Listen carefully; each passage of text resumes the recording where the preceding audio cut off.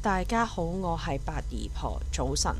琴日九龍城發生咗嚴重嘅車禍啦，喺大約5點零6點左右啦，一架小巴啦駛近去到九龍城裁判法院對開嗰個花槽位嘅時候，懷疑啦失控，咁調查緊嘅而家係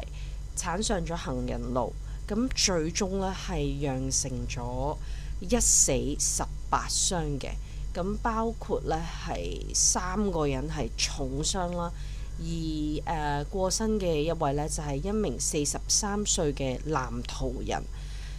被撞到咧重傷昏迷，咁而送到廣華醫院搶救之後呢，係不治嘅。其實琴日呢仲調查緊啦，咁但係而家呢，得知警方去做好多調查之後呢，男小巴司機係姓趙㗎，咁今年48歲，就涉嫌危險駕駛導致他人死亡而係被捕㗎，咁係拘留同調查緊啦。案件而家呢係交由西九龍交通意外特別調查隊第2隊去跟進。而呢位男途人啦，43歲嘅被撞至重傷昏迷之後送院不治㗎啦。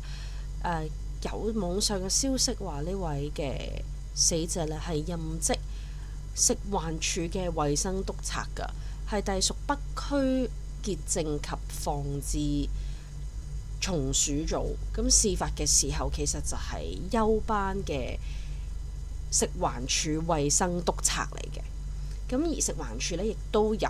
回覆到記者嘅一啲查詢啦，咁係證實咗㗎事件中嘅過身嘅啦死者啦，為食環署衛生督察，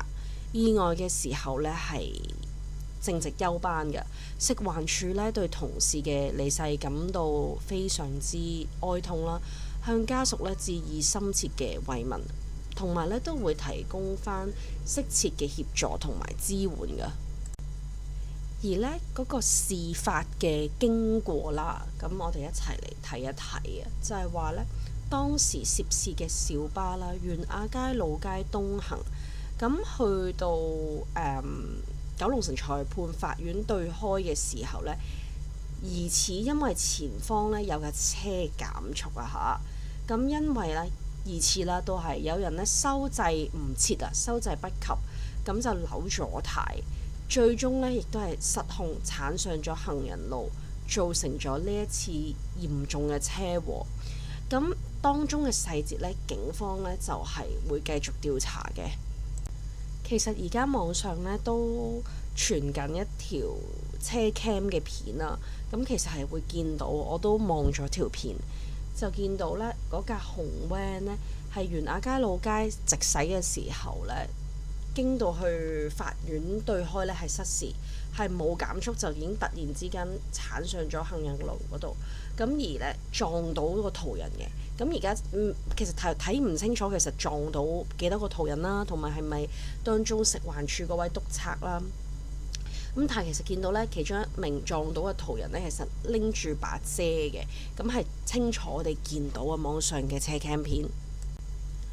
小巴司機呢，因為涉嫌危險駕駛引致他人死亡呢，就被拘捕嘅，咁扣留調查緊啦。咁所有嘅細節呢，警方呢係調查緊嘅。咁琴日到而家最新嘅消息啦，琴日去到6點零7點啦，我哋淨係知道好多人受傷啦，甚至乎有3個人係重傷，司機被困。咁到其實再夜少少已經知道呢，呢位係一位衛生督察啦，食環署嘅，亦都係重傷告不治嘅。其實琴晚呢，就已經係有呢個消息傳出嚟㗎啦。咁而其實呢一單案件呢都幾嚴重㗎，因為呢好多人受傷啦，39歲男途人啦，16歲女途人啦，仲有死者啦，7男8女，介乎9歲到63歲嘅小巴乘客呢，分別頭頸手腳呢都係有受傷㗎。咁而佢哋都係清醒呢地送去廣華醫院啦，同埋伊利沙伯醫院呢去治理嘅。咁呢一單案件其實就琴日有講過，其實睇到嘅時候情況都非常之嚴重啊！所有嘢都撞到凹晒，個車頭紅 van 嘅車頭啦、路牌啦、標示啦、花槽位啦，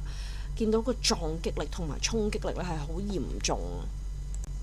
其實見到好多現場嘅照片啊，車禍嘅案發現場呢係一片狼藉啊！見到好多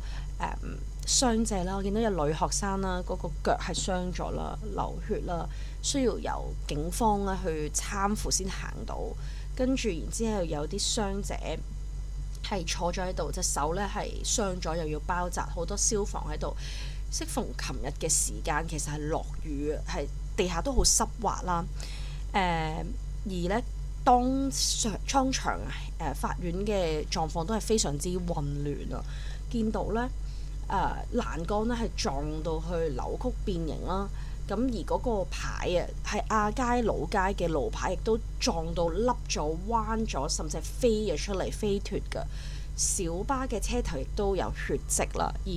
而司機嘅背脊啊，着住件白 T 恤係都係有血跡㗎。地下仲有啲鞋。咁因為傷者太多啦，咁救援人員呢就安排好多名傷者坐喺法院外嘅樓梯接受治理。當時嘅情況就好似臨時救護站咁。咁而身處附近呢，亦都有聖約翰救傷隊嘅隊員呢去加入拯救嘅行列啊！傷者當中呢，好多人隻手啊、腳啊都受傷啦，要包繃帶去包紮啦，亦都有男童呢。好細個嘅男仔，最細9歲啦，下巴受傷要被擔上嗰個擔架床嗰度送院啦。女學生腳部受傷咯。咁現場落雨啊，見到呢啲警方同埋消防啊、聖約翰救傷隊呢都全部擔晒遮去遮住啲傷者，去方便佢哋即係接受治理啦，同埋救援人員係施援呢一個救援嘅。而家48歲嘅司機呢，就涉危險駕駛被捕嘅，咁希望呢，就快啲調查到個原因啦，亦都呢，為呢位喺意外之中過身嘅食環署衛生督察呢，係感到哀痛啦，即係真係好唔好彩，交通意外呢樣嘢係真係即係。點知放工啊、休班嘅時候飛來橫禍，係啦，咁希望盡快調查到個真相，俾屋企人家屬交翻一個交代出嚟。咁如果呢一單消息有任何最新嘅跟進呢，八姨婆係會為大家講解嘅。咁大家可以 like、comment、share 同埋 subscribe 啦。如果想